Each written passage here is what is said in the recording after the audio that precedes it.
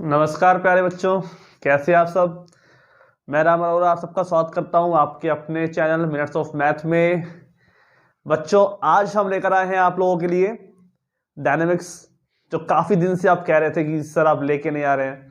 तो डायनेमिक्स की जो हम शुरुआत आज कर रहे हैं और कई बच्चों डिमांड भी थी, तो आज मैं यूनिट नंबर सेकंड से स्टार्ट कर रहा हूँ, क्योंकि फर्स्ट यूनिट में कुछ पार्ट मैंने आपको करा दिया था और लास्ट में जो भी प्लेलिस्ट है उसमें जाके आप देख सकते हैं।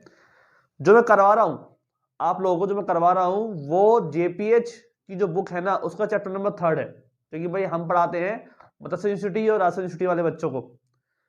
आप जिस भी यूनिवर्सिटी के हो आप अपने हिसाब से देख लेना, आपके काम की चीज है तो जरूर देखिए, नहीं है तो कोई बात नहीं भाई। ठीक है, जो टॉपिक आपको लगता है कि आपको आ रहा है उसमें आप देख सकते हैं। तो उसके हिसाब से ये यूनिट नंबर सेकंड है, चैप्टर नंबर 3 है। ठीक है, राजस्थान यूनिवर्सिटी और मत्स्य यूनिवर्सिटी के हिसाब से। और बुक भी जेपीएच है, जयपुर पब्लिशिंग हाउस, और उसके अकॉर्डिंग ये 3rd चैप्टर है। क्लियर। तो ये बात आप ध्यान रखिए कि हमारे पास ये मैटर जो हम पढ़ रहे हैं डायनेमिक्स का है, और टॉपिक का जो नाम है हमारा वो है प्रतिरोधी माध्यम में सरल रेखीय गति।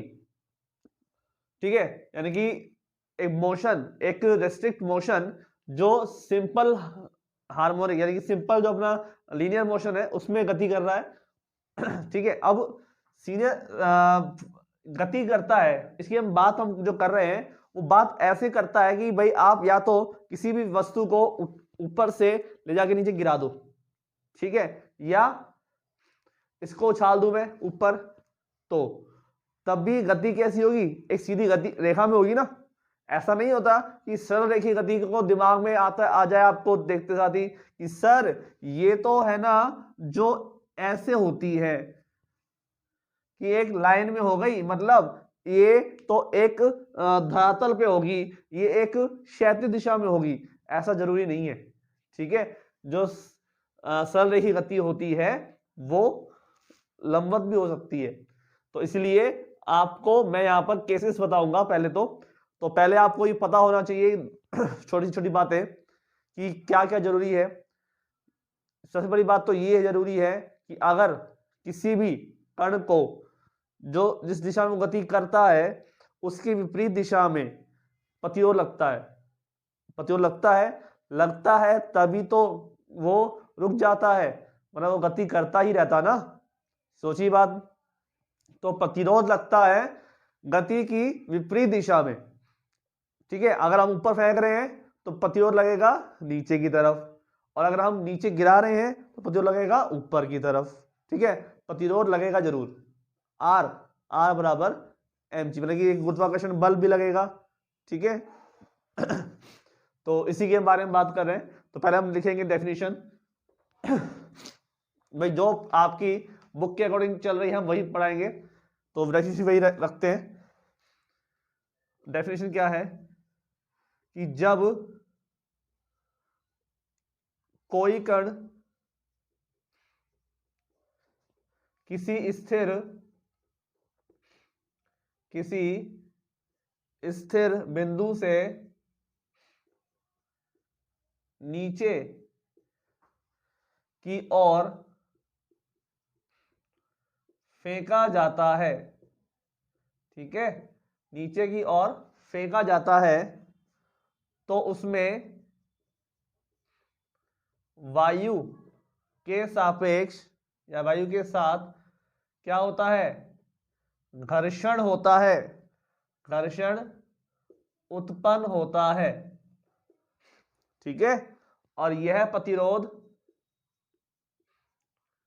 यह जो प्रतिरोध लगता है वेग बढ़ने के साथ साथ, वेग बढ़ने के साथ साथ बढ़ता जाता है, बढ़ता जाता है। ठीक है, लेकिन किसी निश्चित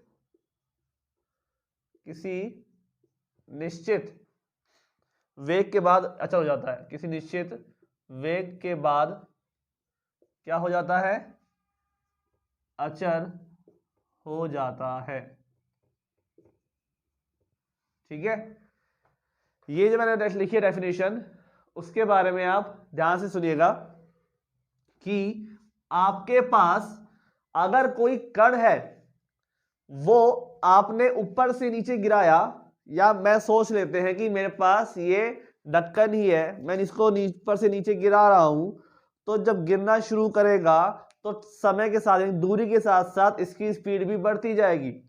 लेकिन आपके पास स्पीड एक समय में आकर अचल हो जाएगी, क्योंकि अगर स्पीड बढ़ती गई तो फिर ये जमीन में छेद कर देगा ना। अगर कोई भारी वस्तु फेंकूंगा तो देखो छेद ही कर देगा ना। मतलब आपको समझ में आ रहा है कि ऐसे नहीं है कि स्पीड बढ़ेगी, लेकिन किसी एक निश्चित दूरी पर आकर वो क्या हो जाएगी, अचल हो जाएगी। ठीक है, तो आप यहां देख सकते हैं कि जब कोई कण किसी स्थिर बिंदु से नीचे की ओर फेंका जाता है तो उसमें वायु के साथ घर्षण उत्पन्न होता है, यही क्या है, प्रतिरोध है।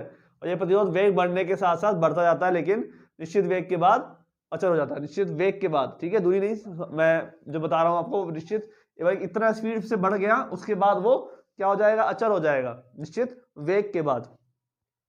ठीक है, तो इसका हम क्या लिख सकते हैं कि आर जो होता है वो प्रोपोर्शन होता है v की पावर n के। ठीक है, वेग की किसी निश्चित घात के होगा, क्योंकि हम क्या कह सकते हैं कि वेग कितना बड़ा है, तो समानुपाती हो गया। अब देखिए यहां पे, यानी कि प्रतिरोध जो होता है वेग के n घात के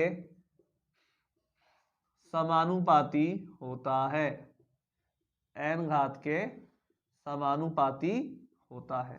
ठीक है, जो प्रतिरोध होता है ना वो वेग के n घात के समानुपाती होता है, ये बात को आप ध्यान में रखिएगा।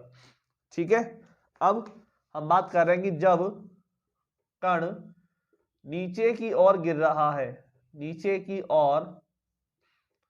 जब कण नीचे की ओर गिर रहा है तब की बात।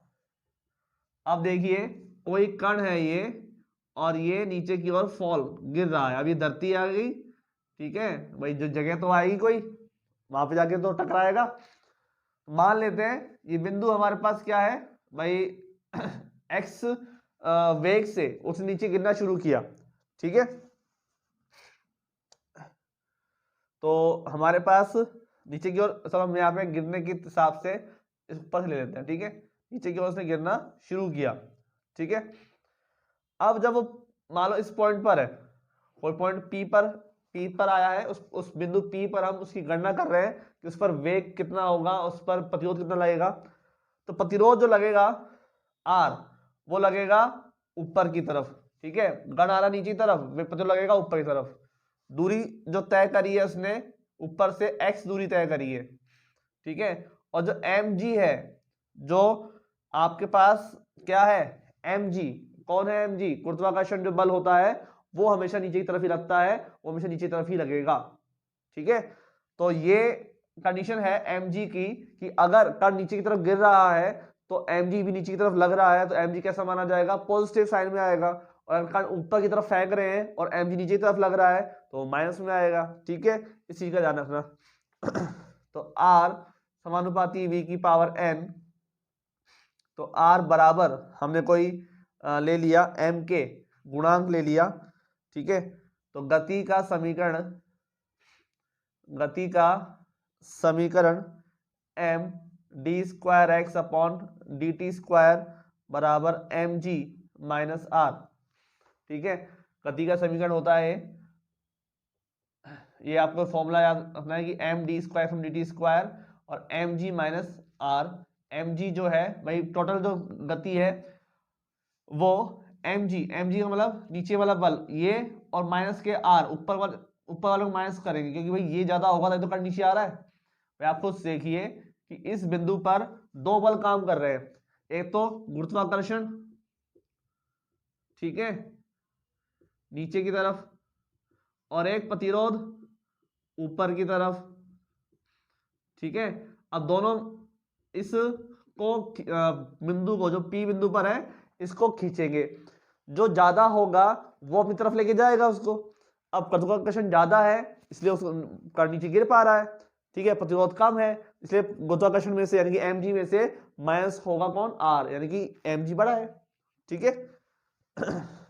और ये F बराबर ma, ठीक है, बल बल भी तो लगेगा ना, तो F बराबर ma, m इंटू a, यही होता है, ये क्या होता है, त्वरण होता है ना। तो m x डबल डॉट बराबर mg और r का मान क्या हो गया, m के v की पावर n, ये हमने एक लिया है नियतांक, तो m सबसे कट जाएगा, x डबल डॉट बराबर g माइनस के v की पावर n, ठीक है। और यहां से फिर हम वैल्यू निकाल लेंगे किसकी, हम निकाल लेंगे यहां से g की वैल्यू, ठीक है। मैं आपको पहले यहाँ पे एक काम करता हूँ, आप इसको नोट कर लीजिए ऊपर, फिर मैं इसको बढ़ा देता हूँ, ठीक है। आप फिर इसको नोट कर लीजिएगा, या तो स्क्रीनशॉट ले लीजिए या फिर नोट कर लीजिए ना। तो उम्मीद करता हूँ कि आपने नोट कर लिया होगा।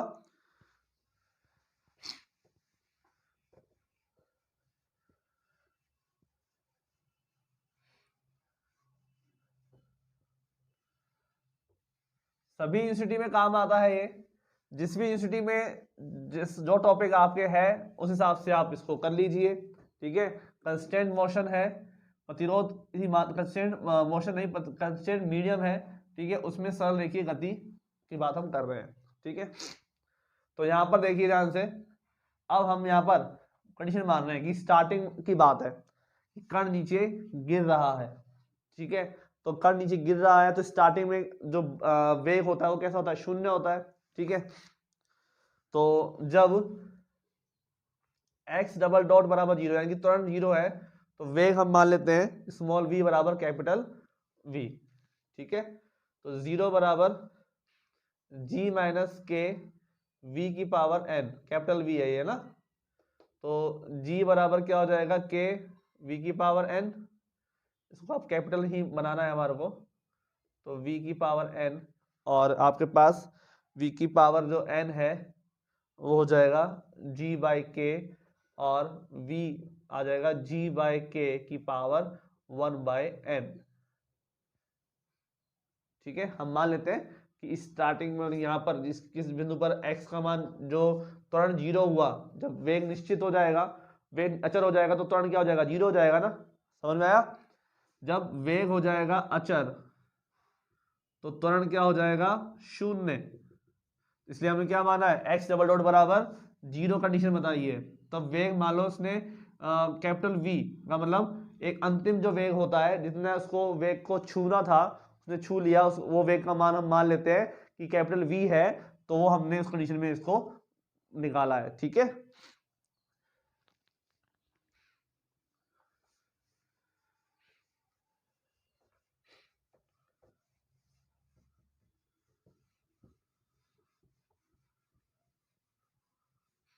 अब हम बात करेंगे जब हम यहां पर कण को ऊपर की ओर फेंक रहे हैं, जब हम कण को ऊपर की ओर फेंकते हैं, ठीक है, यह इसका अंतिम वेग है ना, अंतिम वेग जब ये गिर रहा है।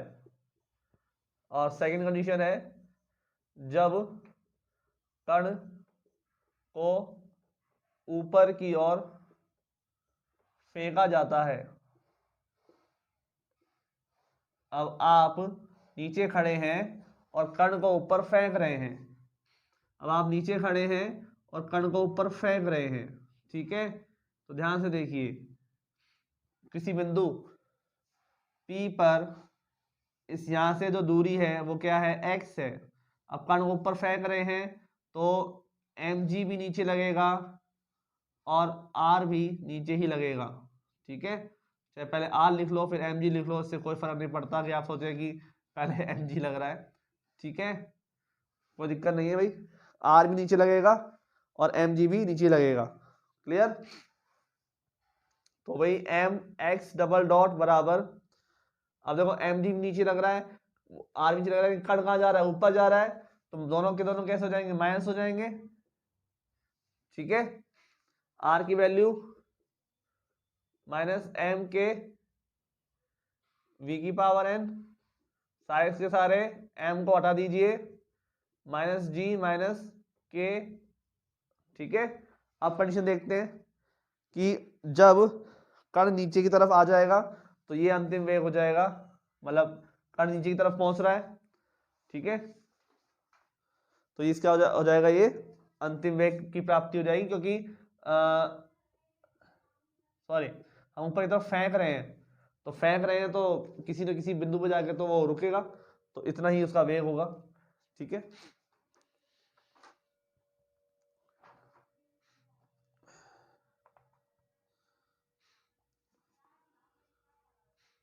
ठीक है बच्चों, समझ में आ रहा है आप लोगों को?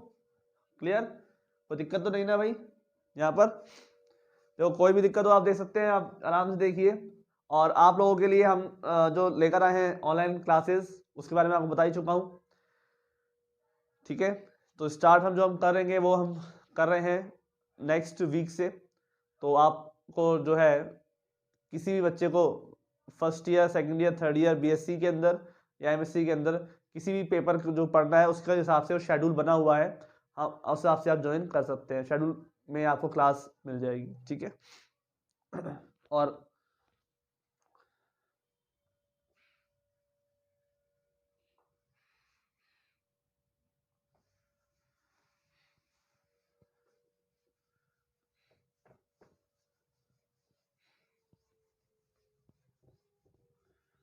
आगे देखिए इसको।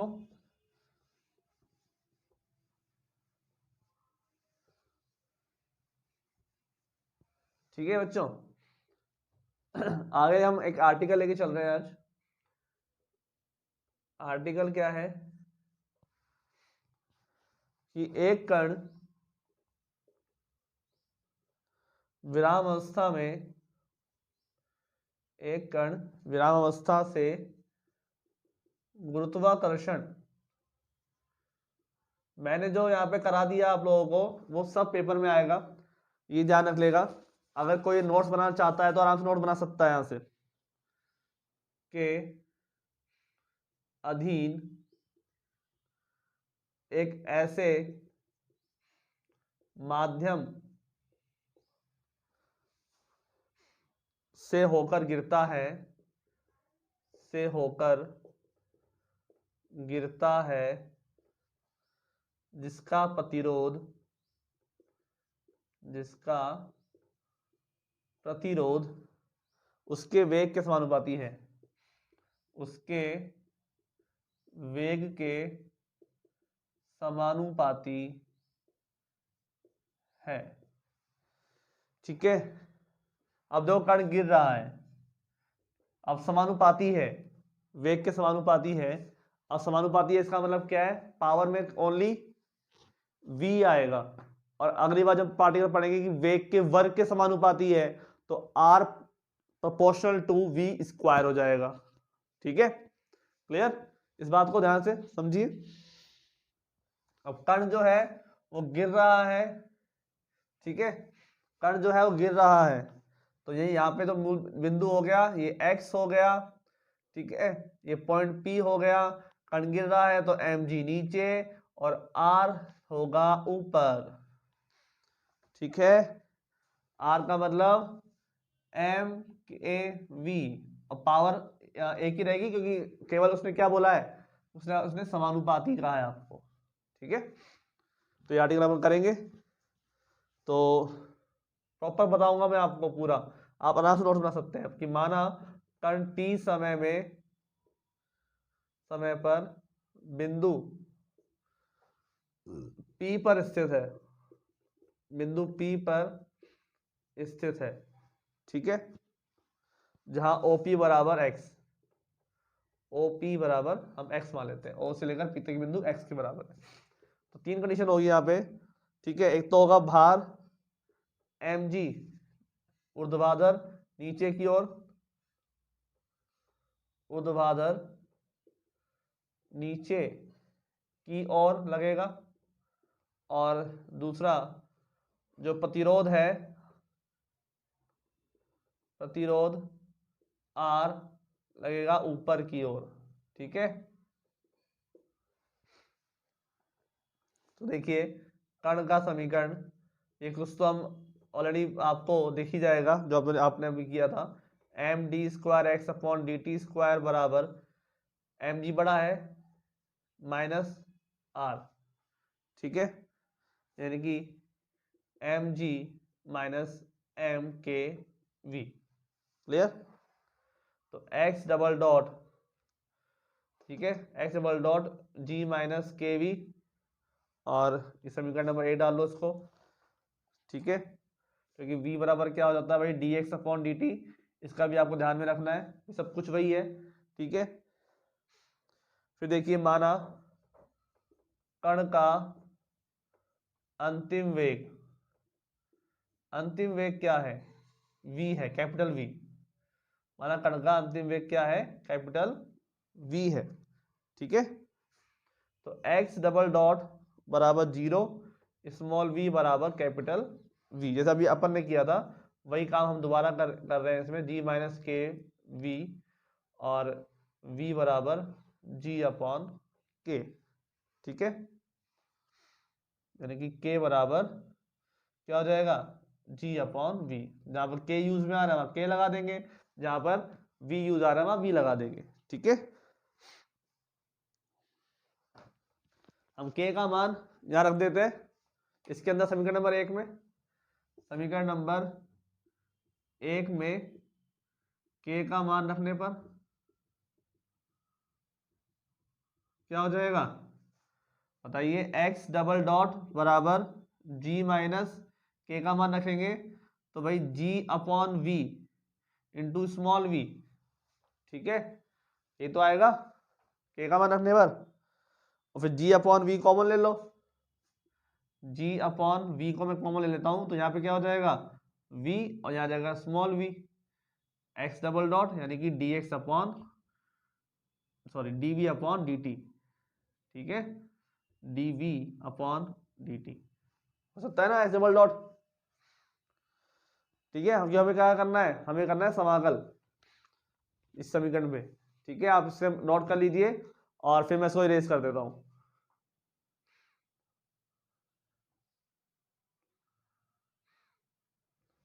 फिर मैं इसको इरेज कर दूंगा, आप इसमें नोट कर लीजिए ना।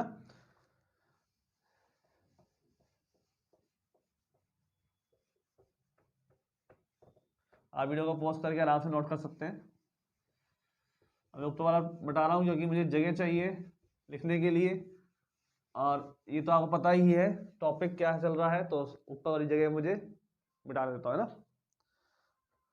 तो आगे देखिए, यहाँ पे देखिए आप dv अपॉन, भाई सेपरेशन कर दूं मैं और t चला जाएगा ऊपर, g अपॉन v, अब v भी वहीं जाना चाहिए, ठीक है, कोई बात नहीं, मैं इसको t को भेज देता हूँ यहाँ पर dt। अब v वहां नहीं जाना चाहिए, क्यों, क्योंकि ये स्मॉल v है, ठीक है, स्मॉल v है ना ये, तो स्मॉल v के हिसाब से जो कैपिटल वाला v है वो तो यही रहेगा क्योंकि उसका तो कोई रोल है नहीं, वो तो कांस्टेंट रहेगा उसके लिए। तो बाय इंटीग्रेशन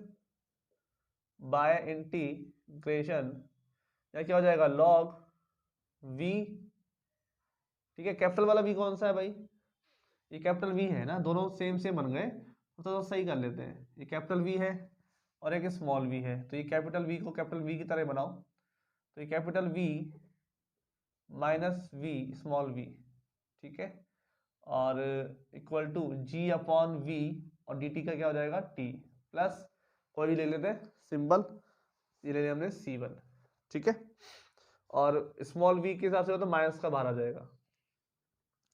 अब t बराबर 0 पर कंडीशन क्या है, v बराबर 0, यानी कि प्रारंभ के अंदर, जब प्रारंभ की हम बात करें स्टार्टिंग में, जब कण ऊपर से गिर रहा है तो इसमें वेग तो कुछ होगा ही नहीं, ठीक है, वेग कुछ होगा नहीं, v 0 होगा और समय भी क्या होगा 0 होगा, तो t बराबर 0 रख दो और स्मॉल v बराबर 0 रख दो, तो माइनस के लॉग कैपिटल V बराबर t बराबर 0, तो ये आ जाएगा c1 का मान ये आ गया, ये उठा के रहना देंगे, समीकरण नंबर 2 डाल लेना इसको, ठीक है।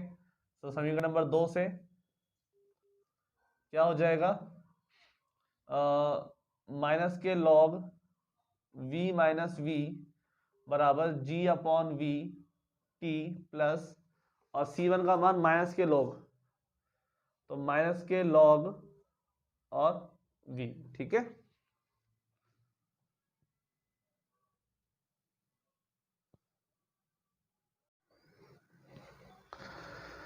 ठीक है, तो देखिए बच्चों यहां पर क्या हो जाएगा, हमारे पास भाई लॉग है, लॉग को इधर ले आते हैं, अब मान भी अपन को रखना है, तो ये हो जाएगा हमारे पास यहाँ से माइनस के GV/T, ये इधर आ जाएगा और ये चला जाएगा उधर, ठीक है। तो लॉग ये हो जाएगा प्लस का V minus V minus log V capital में, तो माइनस की वजह से क्या हो जाएगा भाई, अपॉन में V, ठीक है, और ये हो जाएगा माइनस के G/V इंटू T। अब यहाँ से संबंध बनाना है हमारे को, तो E की पावर में इसको भेज देते हैं, ठीक है। तो भाई V माइनस V और इक्वल टू V E की power minus G/V into T, ठीक है, G/V इंटू T, ये E पावर लग जाएगा, लॉग हट जाएगा यहाँ से, है ना, V मल्टीप्लाई हो जाएगा।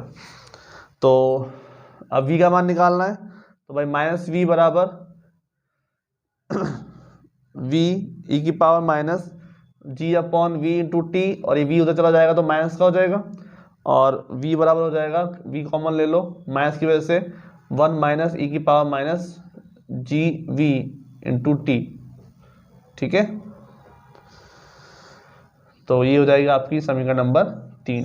ये संबंध हो गया आपका, क्या हो गया, ये संबंध हो गया T यानी कि जो वेग है आपका, V वेग व T में संबंध, ठीक है।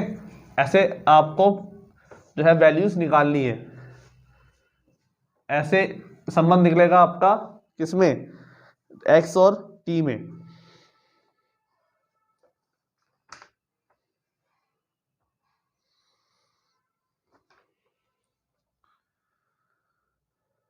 ठीक है बच्चों, समझ में आ रहा है ना।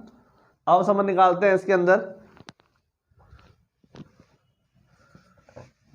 X और T में संबंध।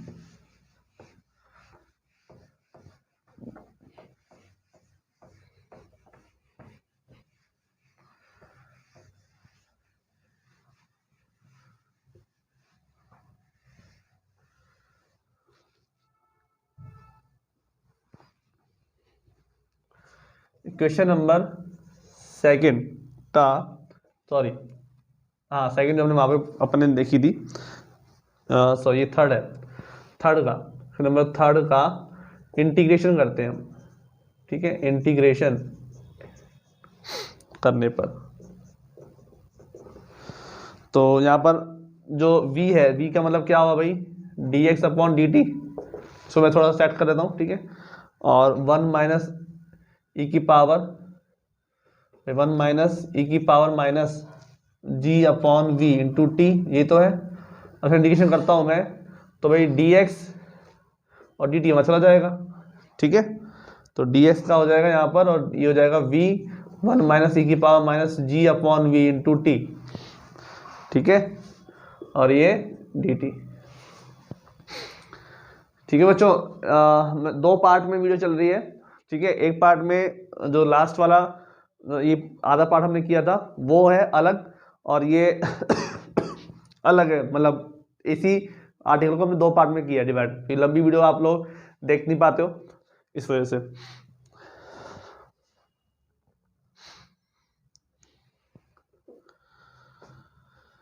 तो इसके बाद क्या आ जाएगा यहाँ पे भाई, C2 लिख लेते हैं, dx का क्या हो जाएगा x, और ये हो जाएगा v, और 1 t का हो जाएगा, 1 का हो जाएगा t e की पावर माइनस G/V, और नीचे क्या हो जाएगा माइनस के, तो ये प्लस हो जाएगा G/V, ठीक है, और ये प्लस में C2, ठीक है, v t V/G की power minus G/V t, clear, कोई दिक्कत नहीं। इसके बाद अब हम रखते हैं कंडीशन, भाई समाकल ये तो होगा, v का तो होगा नहीं, ये करना t के सापेक्ष है, ठीक है, v का तो होगा नहीं, ये v है, और कौन सा v है, ये कैपिटल v है, स्मॉल v है, ये कैपिटल v है, ठीक है। t बराबर 0 और x बराबर 0, कंडीशन है भाई, दूरी x क्या है, दूरी है, जब स्टार्टिंग के अंदर दूरी भी क्या होगी, 0 ही होगी ना। तो 0 पर t का मान, अब c2 का मान निकालना है। t बराबर 0 हो गए तो e की पावर 0 क्या हो जाएगा, 1, ये 0 हो जाएगा, तो v आएगा खाली, v प्लस c2, ठीक है, ये आएगा ना। बताओ, देखो दोबारा निकाल लेते हैं। बाहर क्या है v, ये t का मान हो गया 0, प्लस इसमें हो गया आपका e की पावर 1, तो ये v अपॉन g आएगा, ठीक है, प्लस c2, क्लियर। तो v इंटू वी क्या हो जाएगा भाई, V square upon G plus c2, तो c2 का मान क्या आ जाएगा, minus K we square upon जी, ये मान रख देंगे ऊपर, तो x बराबर हो जाएगा V T plus V upon G की power minus G upon V T, और c2 का मान हो जाएगा वी स्क्वायर अपॉन जी, ठीक है, हो जाएगा ना। तो ये जो कंडीशन हमारे पास बनी है, इसमें से भी अपन क्या करते हैं, गुणा कर देते हैं वी टी, ये वी स्क्वायर अपॉन जी अंदर मल्टीप्लाई हो जाएगा, इसको अपन जी कॉमन भी आ जाएगा, और ई की power minus G upon V T minus के 1, ठीक है, समीकरण नंबर वही 4। ये आ गया आपका संबंध, संबंध आ गया आपका एक्स व टी में संबंध, ठीक है।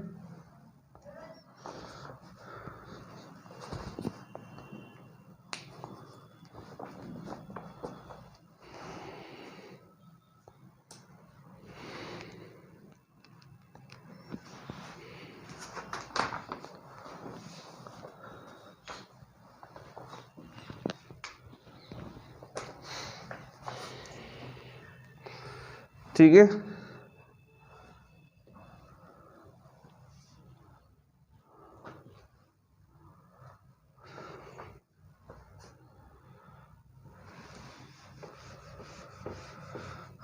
तो आप इसको नोट कर लीजिएगा, ये संबंध हो गया। अब एक संबंध निकालना है हमारे को, जो है दूरी, दूरी याद करेंगे, समीकरण निकालना है हमारे को ना। तो समीकरण हम एक से बात करेंगे अब।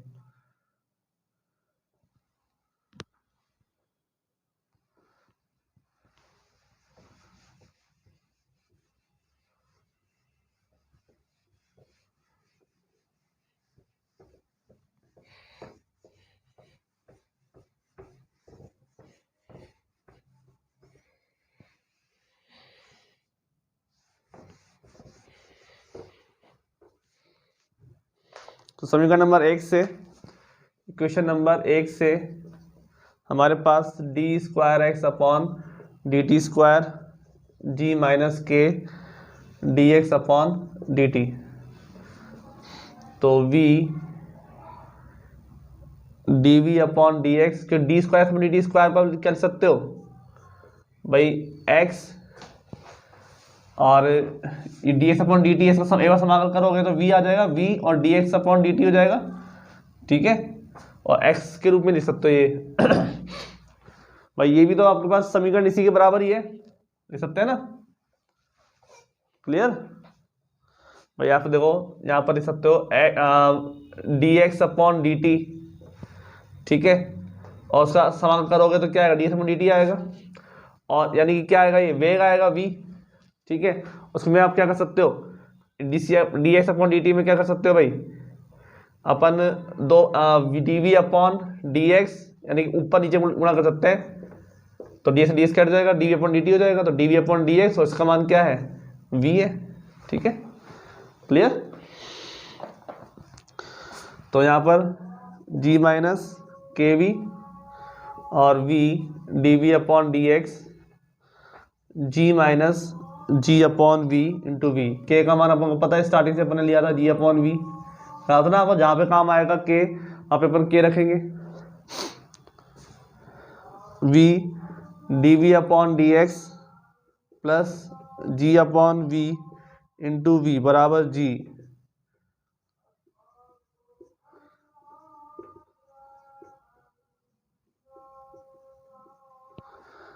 ठीक है, v upon v minus V, G upon V D X.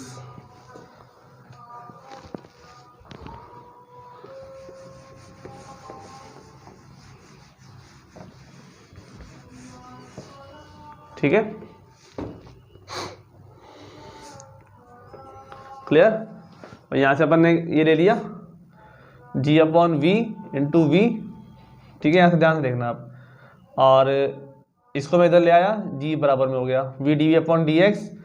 अब ये वैल्यूज या फिर यहाँ पे आप यहीं से कॉमन लेते हैं जी अपॉन वी, तब भी कोई दिक्कत नहीं थी, इधर लाने की जरूरत भी नहीं थी। जी अपॉन वी और वी माइनस वी हो जाएगा यहाँ पे। फिर जी अपॉन, यहाँ से देख लो आप, इसको आप यहाँ से देखो, जी अपॉन वी कॉमन आया। ठीक है, यहाँ पर कॉमन जब जी अपॉन वी आ रहा है तो ऊपर क्या आ जाएगा, वी आ जाएगा ना। और ये तो बाहर आ ही चुका है, तो बचा क्या, वी। ठीक है, तो ये चीज़ हमने यहाँ पे लिखी है। और फिर अपन इसको तो ले आए नीचे, और ये आ गया यहाँ पे देखो D V upon D X है, तो इसको तो अपन ले आए नीचे, और डी एक्स चला गया ऊपर। ठीक है, सेपरेशन कर दिया चरों के पृथक्करण से। तो आपको पता ही है चरों का पृथक्करण है ना, चीज़ तो आप थर्ड ईयर की बात थोड़ा ना, ये तो बहुत पुरानी बात है। तो यहाँ पर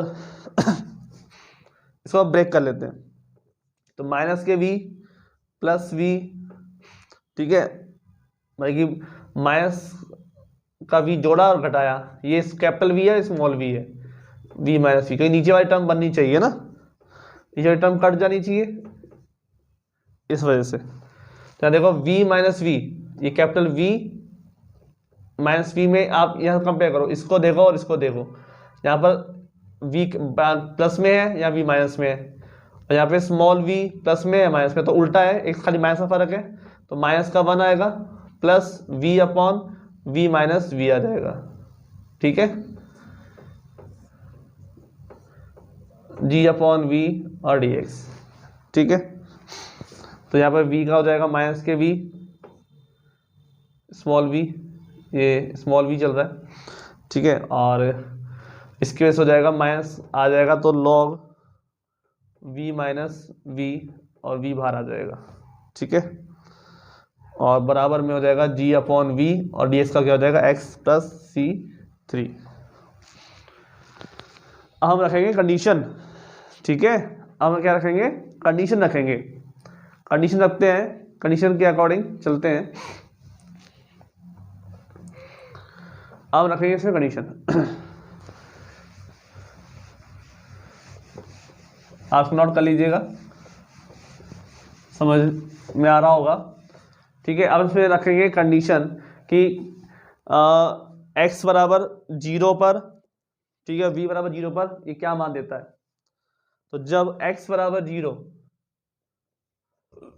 और स्मॉल v बराबर 0 हो, ठीक है, तो C3 बराबर क्या हो जाएगा,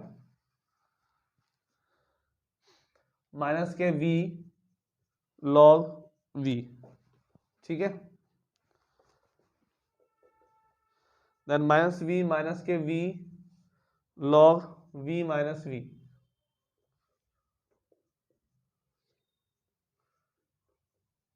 बताओ होगा कि नहीं भाई, x बराबर 0 और v बराबर 0, तो x बराबर 0 पर ये 0 बचा क्या, C3, और स्मॉल v बराबर 0, तो ये 0, ये 0 बचा कौन, v log v, माइनस के v log v बचा।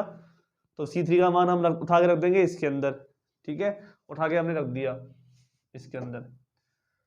अब हम इसको सॉल्व करना है, तो देखिए जी एक्स अपॉन वी, इसको मैं इधर रखता हूँ, इसको बाकी को इधर ले आता हूँ।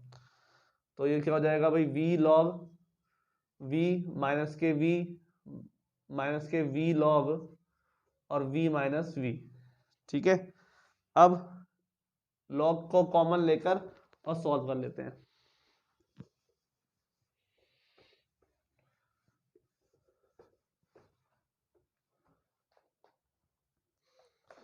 तो यहाँ पे क्या आ जाएगा भाई, v, अब देखो v कॉमन आ रहा है दोनों में, log v upon log v minus v small v।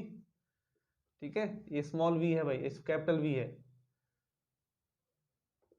ठीक है, और ये माइनस का v यहाँ पर, ये भी स्मॉल में चल रहा है। ठीक है, हाँ बिल्कुल, ये स्मॉल वाला ही है। ठीक है, अब बस इसको इधर भेज दो, ये जी अपॉन वी है, एक्स का मान निकालना तो दूरी ज्ञात करनी, इसको इधर भेज देते, तो ये हो जाएगा V square upon G log V upon V minus V, नीचे लॉग नहीं आएगा, खाली वी अपॉन वी आ जाएगा बस, ठीक है। और ये हो जाएगा माइनस, अब जब इसको भाग दोगे तो v जो है ये अपॉन जी तो होगा, और ये v अलग है, ये छोटे वाला v है ना, ये कैपिटल v है और स्मॉल v है, ये कैपिटल है और स्मॉल है, ठीक है। तो ये हो गया आपकी समीकरण नंबर 4। तो ये क्या हुआ, ये x दूरी ज्ञात करने का समीकरण है,